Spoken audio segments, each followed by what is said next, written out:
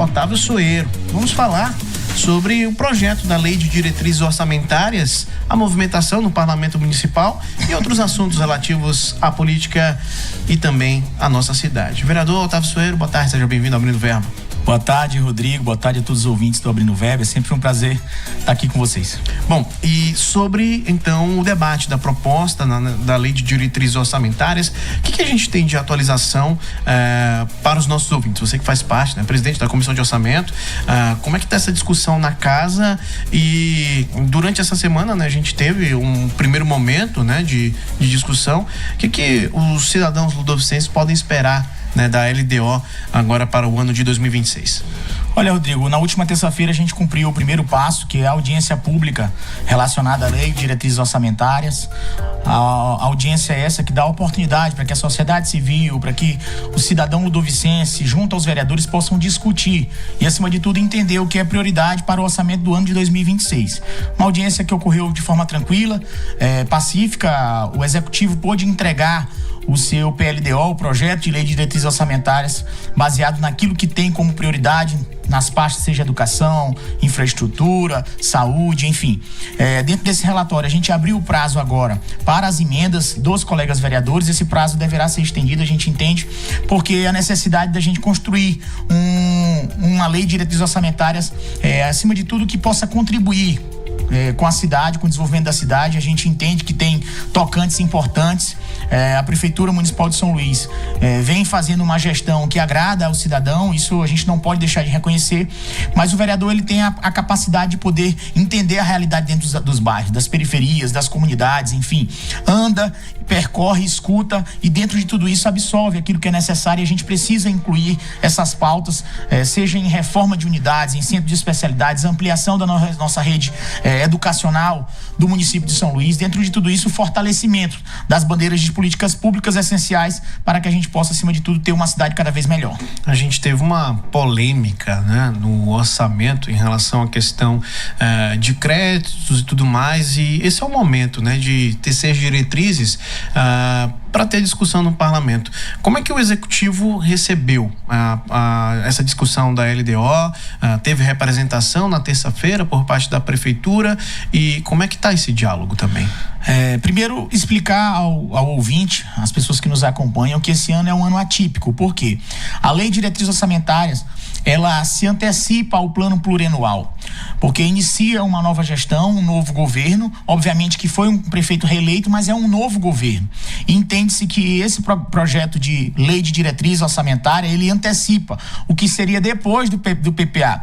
Mas esse ano ele é antecipado, ele é antes do PPA, e aí lá em agosto, final de agosto, a gente terá a capacidade de planejar São Luís por mais 4 anos, que é o plano plurianual, e aí sim chegar à lei orçamentária anual logo depois do plano plurianual. Então esse ano a gente vai ter primeiro a LDO, depois a análise da LDO, será a apresentação do plano plurianual, que será relacionado aí a 26 até 29, e logo após a gente terá a lei orçamentária anual.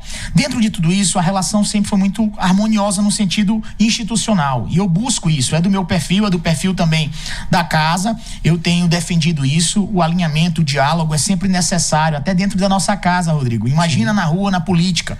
É fundamental que a gente mantenha um discurso institucional, mas acima de tudo de sintonia para o desenvolvimento da cidade. O cidadão ludovicense, quando ele vota no prefeito, vota no vereador, ele busca que sejam as políticas públicas essenciais a prioridade para essa discussão, não sejam interesses pessoais. E é isso que eu busco, conduzo na minha vida pública, inclusive agradecendo a oportunidade dos colegas vereadores, do presidente Paulo Vitor, de todos os colegas vereadores, os 30, que nos outorgaram para que a gente pudesse presidir a Comissão de Orçamento, que é uma das comissões mais importantes e maior responsabilidade da Câmara Municipal de São Luís, entendendo que o nosso papel, ele é um papel responsável e constitucional. E eu tento buscar de forma imparcial, mas acima de tudo entendendo que a cidade precisa do seu desenvolvimento. E dessa forma é em sintonia, é conversando, é dialogando com o Executivo, e aquilo que for de interesse público certamente será a nossa prioridade como presidente da comissão. Nesse sentido também, vereador Otávio Soeiro, é um momento também de se discutir a questão da exposição das emendas para os parlamentares, né? Essas emendas que são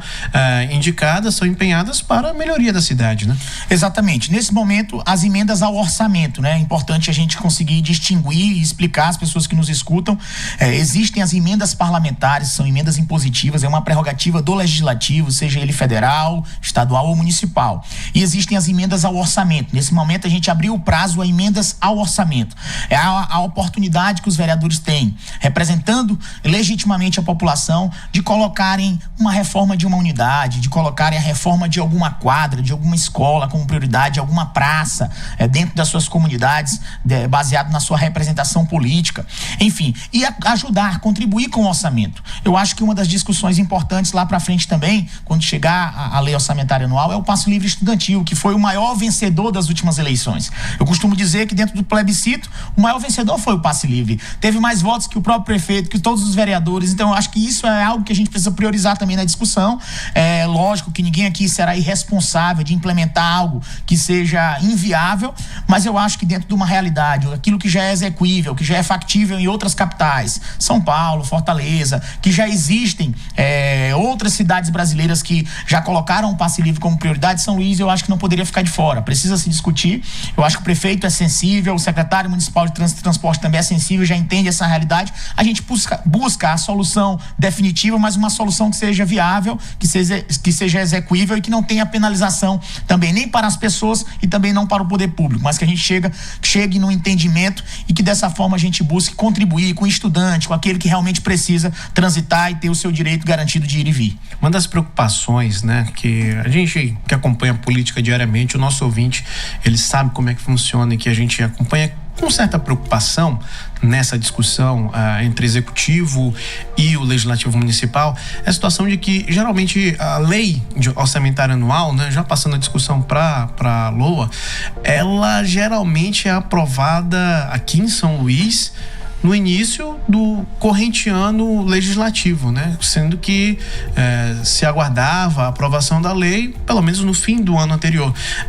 A gente tem já dá para saber se a gente tem um cenário positivo para a gente ter a aprovação tanto da LDO quanto da LOA ainda esse ano de 2025? Olha, Rodrigo, como presidente da comissão, a gente colocou um cronograma. Esse cronograma, ele tem sido cumprido, mas obviamente a gente entende que a casa ela é plural e a gente precisa do direcionamento, além da presidência, dos colegas parlamentares. Eu estou ali numa função transitória, provisória, efêmera, como presidente da comissão de orçamento, e represento 30 parlamentares, né? Então assim a gente precisa do entendimento de todas as ideias, as correntes ideológicas, para que a gente chegue a um entendimento positivo, para que a gente possa avançar. Se você busca como exemplo o Congresso Nacional, que são mais de 500 deputados, você entende que busca-se o entendimento dos líderes de bancada. Não é diferente na Câmara. Guardadas as devidas proporções, nós temos 31 ideologias, 31 cabeças de vereadores e vereadoras. A gente busca o entendimento, a solução entre todos esses vereadores, assim também é na Assembleia, para que a gente tenha definitivamente a pauta e, acima de tudo, coloque em plenário para apreciação do colegiado. Isso depende de conversa, depende de diálogo. A gente busca ser intermediador, interlocutor junto ao executivo, mas entendendo que o melhor é buscar o entendimento para que se conheça a realidade e, acima de tudo, coloque São Luís como pauta principal, o cidadão ludovicense como prioridade. E assim a gente busca esse entendimento. O cronograma está para que dia 9 a gente possa apreciar a lei de diretriz orçamentária, está no prazo de emendas parlamentares, os colegas vereadores estão impetrando, mas é uma pauta extensa, complexa e, teoricamente, está esse prazo pré-determinado, mas isso pode caber também alteração, como foi a LOA do ano passado. A gente priori dia 9, né? Dia 9, quarta-feira. Seria dia 9, Porém, a gente tem essa flexibilidade de poder pautar ou não, né? E aí, a gente vai aguardar o relatório. Nós temos o relator, que é o vereador Tiago Freitas, ele falar com muita responsabilidade mais um ano esse relatório, e aguardando aí impetrar as emendas dos colegas vereadores e vereadoras. Junto ao orçamento que você falava agora há pouco, o ano passado a gente realmente teve uma discussão mais protelada, mais aprofundada, porque a gente teve alguns problemas, alguns equívocos no meio da discussão. Um dos foi o não cumprimento do orçamento junto às emendas parlamentares impositivas. E eu costumo dizer isso. Algumas pessoas imaginam que emenda parlamentar é que o vereador ou o deputado ou o senador, ele recebe um dinheiro líquido. Não existe isso. A emenda parlamentar, ela é uma prerrogativa, é um mecanismo para que o parlamento, os legisladores, vereadores, deputados, senadores, eles possam destinar recursos a instituições que passam por um crivo, por um checklist de fiscalização, atestado do Ministério Público, atestado de outras entidades reguladoras, e assim, dentro desse crivo, a gente possa executar ações importantes, Rodrigo. Eu posso dar como exemplo, durante o meu primeiro mandato, o mamógrafo digital que hoje tem na PAI, um dos mais modernos do Maranhão. É um mamógrafo que atende 45 mulheres por dia. É um mamógrafo que faz e ajuda muito no combate ao câncer de mama. Essa foi emenda parlamentar de nossa autoria, junto ao lado de uma bancada de mais de 5 vereadores, 300 mil da minha autoria, e outros vereadores contribuíram também. Reforma do CAPSI, do Centro de Atenção Psicossocial do Turu, que há muito tempo não tinha reforma. Dedicação em emenda parlamentar destinada pela gente. A Paz São Luís, que hoje faz o teste do pezinho, que custa R$400 mil por mês. Já fui o vereador que mais destinei recursos ao longo desse mandato, e desse segundo mandato já coloquei mais 400 mil. Aldenora Belo, que precisa de um tratamento contínuo. As pessoas não esperam, a fila de espera é muito gigante, e a gente sabe que precisam do tratamento oncológico, não pode esperar um tempo, 10, 15, 20 dias, é muito tempo para quem está no tratamento desse. E essas emendas garantem o custeio, essas emendas garantem a solução desses problemas e ajudam muito na saúde pública, seja na educação, seja em outros tocantes. E isso é discricionário, cada vereador entende o que é prioridade e o que é a sua realidade. Tanto que no ato da indicação tem a descrição da emenda e para que ela serve, né? Tem descrição, e eu acho que é necessário o acompanhamento, inclusive pela sociedade mesmo, que deve ser fiscal, que deve entender se isso realmente está chegando na ponta e realmente chega. Muitas vezes criminalizada, mas na realidade, quem conhece sabe a importância dessas emendas parlamentares serem pagas, porque o vereador, além de legislar, além de fiscalizar, além de propor leis, ele pode também na ponta mudar a realidade da sociedade do Vicêncio, que é isso que todos esperam da gente. 2h58, 2h58. Eu vou fazer um rápido intervalo. Na sequência a gente volta conversando com o vereador Otávio Sueiro, falando sobre a nossa capital. 2h58. ZYR 138, Rádio Mirante News FM 104,1. 40 kW de potência. Estúdio na Avenida Ana Jansen 200. São Francisco, São Luís, Maranhão. Abrindo Verbo na 104,1. Hospital do Cabelo, excelência em cada fio transplantado. Informa a hora certa. 14h59. Conheça o Hospital do Cabelo MC Ré, comandado pelo dermatologista Dr. Marcelo Cortez, especialista em transplante capilar. O Hospital do Cabelo conta com uma equipe especializada, entregando resultados supernaturais e reais. Agende agora a sua avaliação, sem custos, pelo telefone 989-7007-9464. Hospital do Cabelo, excelência em cada fio transplantado. A Cervejaria Dona e a Mirante News FM tem um desafio para você que entende tudo de futebol. Acerte o placar dos jogos do Brasileirão e concorra a um barril de 50 litros de chopp Dona. É isso mesmo, 50 litros do melhor puro malte maranhense, para turbinar a sua resenha com a galera. Para você participar, acesse nosso Instagram, @Mirante News FM agora mesmo. Uma promoção da Cervejaria Dona. Sinta o sabor do verdadeiro puro malte maranhense e da Mirante News FM. Assembleia em 1 minuto. Olá, o Assembleia 1 Minuto está no ar. O deputado Adelmo Soares anunciou um projeto de lei que trata sobre a prevenção do pé diabético. A falta de conhecimento da população faz com que a gente possa ter, principalmente na base, lá na ponta, no atendimento, tantos problemas e principalmente pessoas perdendo os seus membros. Profissionais da saúde fizeram um levantamento, cerca de 1.600 maranhenses perdem pé durante esse processo tão dolorido que é a diabetes. O parlamentar explicou que a ideia da proposição é que as embalagens de supermercados disponibilizem diretrizes e orientações que previnam consequências graves. Esse projeto veio para levar, acima de tudo, o conhecimento, para que eles possam, através das embalagens, dos supermercados, pizzarias, padarias, para prevenir. Marina Souza com mais uma Assembleia em um Minuto e até a próxima. Fribal, especialistas em carne, informa a temperatura. 30 graus. Tem na Fribal, carne boa, economia, qualidade todo dia, mais sabor aonde tem na Fribal. Ofertas especiais Fribal. Picanha A resfriada R$59,99. Alcatra com maminha R$39,99. Fígado bovino congelado R$11,99. Fraldão bovino congelado R$29,99. Panela tem no forno, no espetinho, carne boa a gente tem na Fribal. Tem na Fribal, tem na Fribal. Atenção São Luís, agosto será épico. A Arena Dux apresenta de 2 a 23 de agosto um evento multicultural que vai ficar pra história. Dia 2, Afropunk, Mano Brown, Duquesa, Enemy, Núbia e Crioula Beat.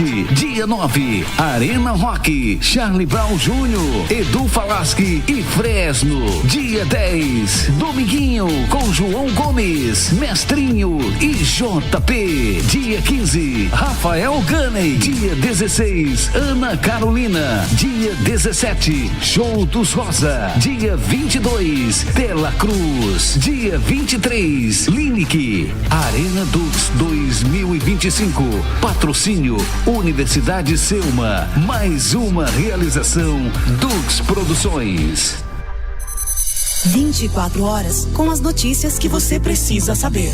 Mirante News FM 104,1. Rodrigo Bonfim.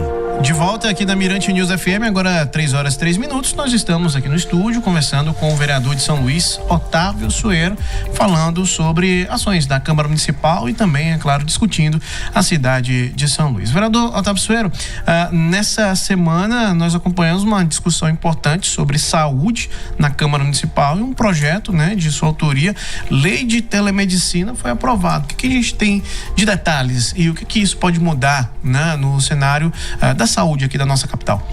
Eu tenho dito, Rodrigo, que pode ser um divisor de águas. Eu entendo que durante o período pandêmico, a pandemia que enfrentamos, um momento muito difícil para a sociedade, para o mundo, a medicina teve que se reinventar para dar acesso e para salvar vidas. A telemedicina é uma realidade hoje consolidada, uma implementação em vários locais públicos brasileiros, e São Luís não pode ficar de fora. Eu acho que São Luís precisa avançar, principalmente na saúde pública, dar oportunidade, dar acessibilidade e, acima de tudo, redução de custos. A gente já sabe que essa realidade na ponta muda muito. E a minha ideia, o meu projeto de lei da telemedicina, e espero que o prefeito Eduardo Brade, a secretária Carol Mitre, possa atender, acatar essa sugestão e essa lei, que possa se transformar em lei da melhor forma possível, para a gente colocar o mais rápido possível, inclusive servir de plano piloto para outros municípios e para o Estado, para o governo do Estado. Tenho certeza que o secretário Tiago deve estar me escutando, o secretário de Saúde do Estado, o governador Carlos Brandão, que é muito sensível, entende, acompanha a Câmara o dia a dia, sabe que a telemedicina hoje é uma realidade, principalmente quando se fala de saúde mental.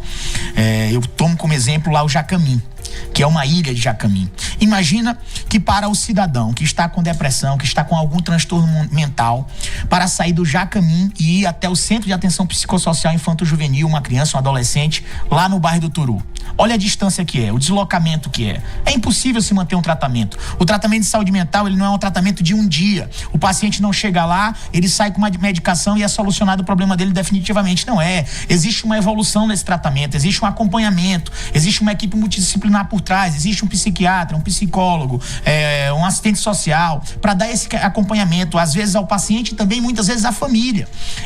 Dentro de tudo isso, essa realidade da logística, que o Maranhão é muito grande, São Luís é muito grande, a telemedicina, ela facilita, ela dá oportunidade, ela dá muitas vezes verdade e dá a condição das pessoas que estão invisibilizadas ao olhar do poder público terem a oportunidade de poder fazer o seu tratamento através de um link de celular.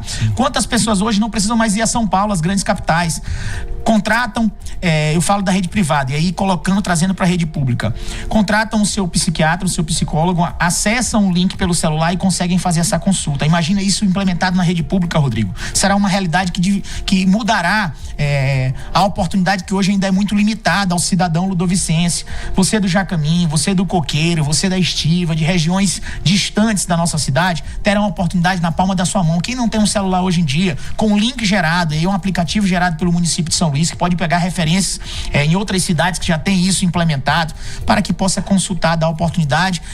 Existe uma fila de espera e logo após, quando tem o seu dia marcado dessa consulta, chega uma mensagem no seu celular, você entra no link, o profissional está lá, gabaritado, capacitado em alguma sala e ele lhe atenderá. E assim a gente terá a continuidade, a ampliação do serviço e uma cobertura muito maior. Essa é a minha ideia técnica, não uma ideia só da política. Eu busquei agregar a minha formação ao longo de mais de 14 anos como cirurgião dentista e logo em breve como médico, né? Eu que sou acadêmico de medicina, vocês sabem disso, e eu entendo a realidade das unidades básicas de saúde. Eu entendo a realidade nos centros de especialidades médicas. A gente sabe que é muito sobrecarregado e aí assim facilitaria para o profissional e muito melhor ainda, muito mais para o cidadão, para o paciente que está precisando desses atendimentos. Nesse sentido, Otávio, então seria a criação de polos, por exemplo, polos com vários computadores que tenham câmera, que possam seguir com o fluxo de atendimentos ou até mesmo atendimento em casa? O custo até é muito menor, Rodrigo. O profissional ele pode estar dentro do seu consultório, o paciente ele pode estar na sua casa e aí através de um link, o acesso é através de um link. Entra-se numa plataforma e aí o único custo da prefeitura seria essa plataforma e a diminuição de espaços físicos, de estrutura físicas. Através desse link, a plataforma, o paciente entra nesse link, coloca-se as câmeras para que o paciente possa ter acesso ao profissional, o profissional de forma recíproca ter acesso ao paciente e aí se institui essa consulta, se faz um acompanhamento agendado, programado, organizado e tenho certeza que será muito importante implementar isso no Maranhão, em São Luís, aos deputados que me escutam, aos senadores, a todos a classe política, a bancada estadual, que possa entender, federal também, que essa é uma realidade que precisa ser implementada para a gente melhorar, dar acessibilidade e dar, acima de tudo, gerar oportunidades às pessoas que mais precisam e muitas vezes não têm a oportunidade de ir ao centro de referência a buscar um atendimento médico. Mariana Dafseiro também teve a proposta da carteira de identificação da pessoa com câncer, né? Como é que está a tramitação na casa? Exatamente, inclusive explicar às pessoas. Nós sabemos que essa é uma realidade, os percentuais cada vez aumentam. O Aldenor Abelo hoje é sobrecarregado com os atendimentos. A minha ideia é dar dignidade a essas pessoas que estão no tratamento de câncer. Vocês sabem que termina sendo um tratamento que acomete toda a família, porque sofre o esposo, sofre a filha, o filho, a mãe, todo mundo se envolve no tratamento oncológico. E eu falo isso com testemunha de causa que acompanha o dia a dia também. Inclusive do Aldenor Abelo, quero mandar um grande abraço ao doutor Antônio Dino. Entendendo que essa realidade, Rodrigo, diminuir o sofrimento, amenizar o sofrimento dessas pessoas. Essa carteira da pessoa com câncer, ela facilitará através de filas de banco, de instituições, de cadastros, seja de instituições para buscar alguma perícia. Isso dá celeridade no processo dessas pessoas que estão enfrentando esse tratamento. Imagina a pessoa que está no tratamento ali, faz o dia de sua quimioterapia ou pós-quimioterapia e vai a uma fila do banco. Olha o tempo que ela espera. A gente que está ígido, graças a Deus, em bom estado de saúde, às vezes reclama, se revolta, indigna, as pessoas se indignam relacionado ao tempo de espera em filas de instituições. Imagina a pessoa que está no tratamento oncológico, que está ali com seu parceiro, a sua parceira, o seu filho, a sua filha. Não tem como esperar. Às vezes desiste do atendimento, vai embora, não espera. Então isso é dar dignidade, é dar valor, amenizar, diminuir esse sofrimento e, acima de tudo, com um olhar sensível, de carinho, de respeito a essas pessoas, a gente buscou idealizar esse projeto, muito colocado pela minha amiga que faz um trabalho essencial, a Fadinha, lá do bairro do São Cristóvão, faz um trabalho voluntário, um abraço a ela, que nos trouxe essa ideia, eu acatei da melhor forma possível e a gente agora está transformando em lei, logo em breve estará em segunda discussão, em redação final, sendo aprovado na Câmara e certeza absoluta que o prefeito transformará em lei para que a gente possa dar, acima de tudo, dignidade a essas pessoas. É porque tem a lei de prioridade, né, para pessoas com câncer, mas geralmente, em alguns casos, não dá para identificar, né? Exatamente. Eu lembro do atendimento para pessoas pessoas autistas, né? Pessoas com transtorno do espectro autista, e geralmente algumas têm o crachazinho, né? E com o símbolo, né, do quebra-cabeça. Exatamente. Já dá para identificar algo similar, né? Exatamente, é mais ou menos isso. Não precisa o paciente, a pessoa passar por um constrangimento. Então, através dessa identificação, ela consegue já mostrar ao gerente do banco, mostrar a um coordenador de alguma instituição, uma recepção de alguma entidade, para que possa entender que ali ela é uma prioridade por lei, e aí sim ela tem o seu atendimento garantido com celeridade. Essa é a nossa ideia. Sobre licitação do transporte público, né? A gente acompanhou no início do ano aquela discussão, a gente vem batendo muito nisso, inclusive aqui durante a nossa programação. Tem alguma atualização junto ao Poder Executivo? A Câmara fez algum questionamento? Como é que está esse assunto? O nosso questionamento, eu falava agora há pouco do passe livre. O nosso questionamento, Rodrigo, é a qualidade da prestação de serviço. Eu acho que esse é o questionamento do cidadão de São Luís. Desde muito tempo, antes de eu entrar na política, acompanhava também como cidadão, e as pessoas sempre reclamam da qualidade da prestação de serviço. O prefeito, inclusive, fez uma força-tarefa, pressionou aí a iniciativa privada para que pudesse melhorar essa frota, a qualificação dessa frota, mas mesmo assim ainda é muito aquém do que precisa. A passagem é muito cara, baseado na proporcionalidade do que entrega de serviço, da prestação, da qualidade. Os abrigos de parada de ônibus também precisam melhorar essa condição. Eu acho que é o grande gargalo de São Luís hoje, é esse transporte público. Uma das ideias é ampliar os modais, outros modais. São Luís ainda é muito defasado, deficitário, relacionado a outras capitais. Se você for em Fortaleza, se você for em São Paulo e outras capitais do país, você vai entender que não fica preso, refém do sistema rodoviário. Tem outras oportunidades. E eu acho que já deveria ser regulamentado o transporte alternativo, já deveria ser buscado outras linhas, outros modais, para que a gente pudesse ampliar. Quanto mais oferta, melhor para o usuário do transporte, e acima de tudo se discutir transporte público de forma prévia. Não se pode discutir só em crise e em greve. Eu tenho falado sempre isso. A gente volta pro debate da mesa quando explode, quando tá no extremo, quando chega ali na bomba de poder explodir mais uma vez, mais uma greve todo ano, que já é recorrente. Aí se discute transporte público. A gente tem, dentro da lei orgânica do município, e eu tenho buscado muito isso, a implementação de usuários e prestadores de serviços, para que a gente possa discutir sindicatos rodoviários, Câmara Municipal, Prefeitura Municipal, sociedade civil organizada, né, para que a gente possa buscar nessa comissão entender que a gente precisa discutir todo o tempo. Transporte público é todo o tempo, se planejar. São Luís não é mais de 20 anos atrás, avançou muito, e a gente inclusive conseguiu avançar no trânsito livre, mas a gente também precisa avançar na qualidade da prestação de serviço. A gente continua tendo ônibus pegando fogo, a gente continua tendo no período chuvoso as pessoas se molhando dentro do ônibus pela condição, a gente continua tendo ônibus pregando na zona rural, a gente continua tendo o nível, a capacidade de linhas de ônibus diminuídas, reduzidas, as pessoas ficam muito tempo expostas em abrigos, em parada. Eu escutava lá no Rio do Meio, eu ando muito, bastante, e as pessoas falam: Otávio, aqui no Rio do Meio a gente espera 3 horas, 2 horas para pegar um ônibus, a linha que ele passa pelo São Raimundo, Tibiri, aquela região carece muito, às vezes é o tempo na parada que fica exposto a um assalto, a um meliante que passa ali e assalta uma idosa, assalta uma mulher que está vulnerável nas paradas, nos abrigos. Então a gente precisa colocar isso como prioridade, entender que é uma ação conjunta, executivo, legislativo, sociedade civil organizada, representantes sindicalistas, para que a gente possa, acima de tudo, mudar essa realidade, melhorar pelo menos essa realidade. E é isso que tenho certeza que o cidadão que está me escutando agora entende, que está ali, mais de 700 mil pessoas que são usuárias do transporte público, estão nesse momento nos terminais, nas paradas de ônibus, ainda sofrendo muito com essa qualidade que é ofertada no dia de hoje. Falando sobre política, vereador Otávio Sueiro, a gente acompanhou, né? A gente poderia dizer uma antecipação sobre a discussão em torno da mesa diretora da casa.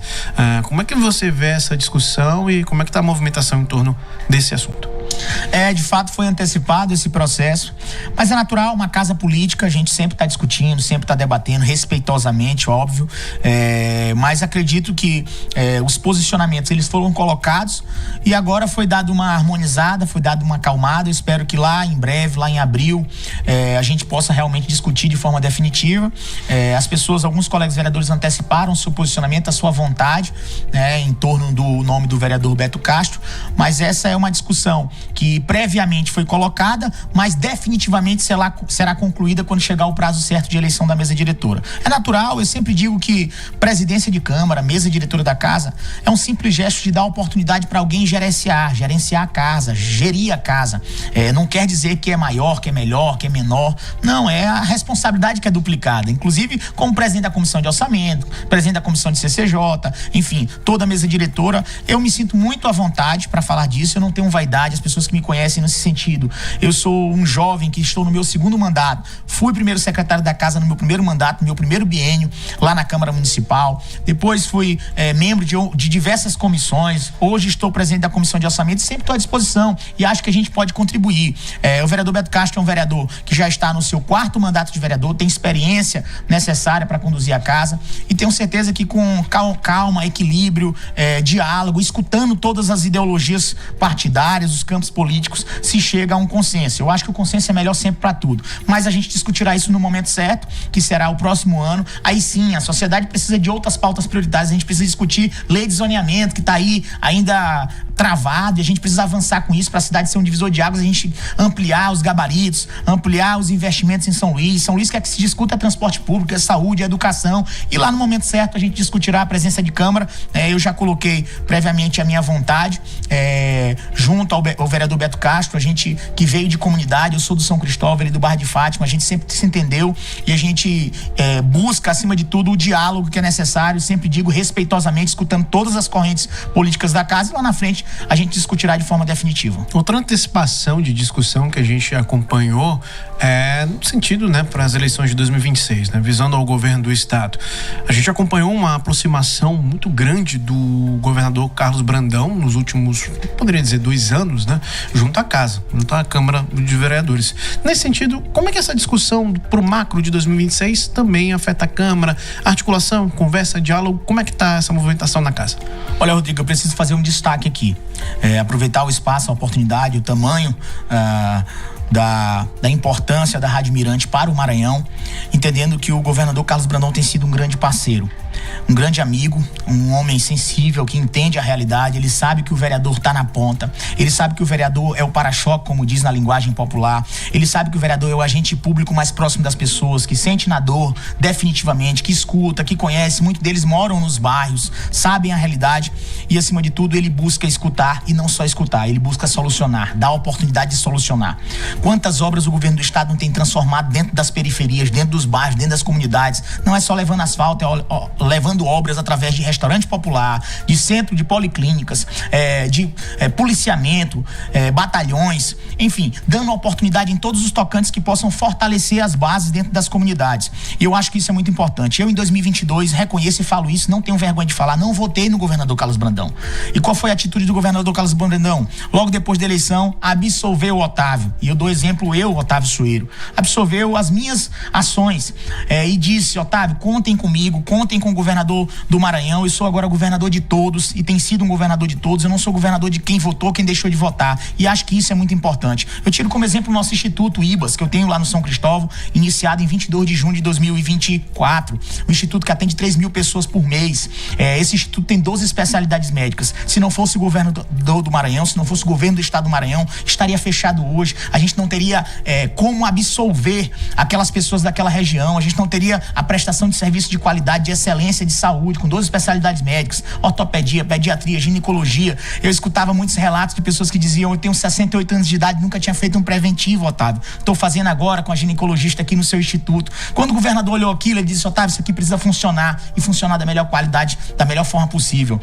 Porque você tem carinho, você é profissional da saúde, você entende a realidade dessa região e a região precisa avançar. E assim ele tem feito em vários bairros, com outros vereadores. Eu acho que são ações salutáveis, são ações louváveis, que têm ajudado muito a cidade, isso independente de ideologia partidária, mas acima de tudo a gente tem que reconhecer o trabalho. Um trabalho feito com carinho, com dedicação. Eu não escondo de ninguém, o governador Carlos Brandão é um líder político para o Otávio Sueiro. Acompanharei quem ele direcionar para as eleições de 2026, entendendo que o governador tem sido um parceiro e fortalecendo muito as ações da Câmara Municipal por toda São Luís. Isso vale ressaltar e é muito importante. Esse direcionamento já foi sinalizado. A gente acompanhou o movimento da Assembleia Assembleia. Em relação à Câmara aqui em São Luís, tem isso também está em discussão? Eu acho, Rodrigo, que vai ser um cenário natural, porque os vereadores que tiverem a decência, a capacidade de entenderem e compreenderem que o governador tem sido um grande parceiro da Câmara. Se não fosse o governo do Estado, eu acho que muitos vereadores nem ações teriam dentro das suas comunidades.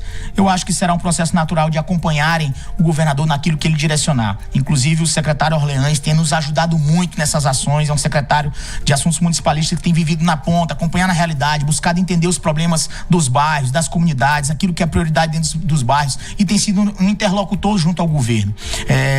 Eu acho que dessa forma os vereadores, um grande grupo de vereadores acompanhará o governador Carlos Brandão, acompanhará o secretário Orleans Brandão, para que a gente lá na frente, quando se discutir política definitivamente com um candidato, hoje tem um Orleans como pré-candidato, mas lá na frente definitivamente vai se oficializar. Eu tenho certeza que a Câmara, não na sua integralidade, porque é natural que um ou outro não acompanhe, mas um grande grupo de vereadores possa entender que São Luís se fortalecerá muito com o direcionamento do governador Carlos Brandão. Conversamos com o vereador Otávio Sueiro, vereador de São Luís, tratando sobre a cidade, trazendo aspectos também da política local e também sobre esse tema importante aqui, né, que é a Lei de Diretrizes Orçamentárias, LDO, em discussão na casa. Muito obrigado, vereador Otávio Sueiro, pela presença aqui no Abrindo Verbo. Olha, Rodrigo, agradecer mais uma vez o espaço, a oportunidade, Mirante News, a rádio, que tem uma audiência tremenda e que dá oportunidade de acesso para que nós, parlamentares, tenhamos a capacidade de prestar contas do nosso mandato, dos nossos serviços e das nossas ações.